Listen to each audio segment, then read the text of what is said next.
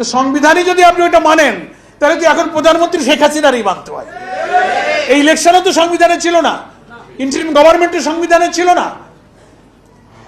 নিজের জন্য যতটুকু দরকার সেখানেই আপনি সংবিধানের কথা বলেন, অথচ আপনি তো কমিটেড টু দ্য পিপল, জনগণকে আপনি প্রতিশ্রুতি দিয়েছেন যে আপনি জুলাই চার্টার বাস্তবায়ন করবেন। ফলে ওনাদের স্বার্থে যা যা দলীয় কর্তৃত্ব করতে অসুবিধা বোধ করবেন সেগুলোকে সরাবার জন্য জনগণের দৃষ্টি ভিন্ন দিকে নিতে ওনারা এখন আদালতের ঘাড়ে বন্দুক রেখে জনগণের রায়কে হত্যা করতে চেষ্টা করছে। আমরা মনে করি 12 তারিখে পার্লামেন্টের সেশন শুরু হবে, তার আগে জনগণের আশা আকাঙ্ক্ষা বিরোধী এই অপরিণামদর্শী রাস্তা থেকে আপনি ফিরে আসুন।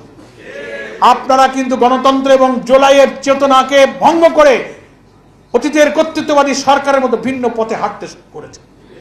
এই ভিন্ন পথ থেকে ফিরে আসুন। সেশন শুরু হবে, পার্লামেন্ট হবে রাজনীতির সব বিতর্কের জায়গা। জুলাই সনদ যা আমরা একমত হয়েছি সেটা সেখানে পুরোপুরি বাস্তবায়ন করে তার ভিত্তিতে সংসদ পরিচালনা এবং রাষ্ট্র গঠনে আপনাকে এগিয়ে আসতে হবে।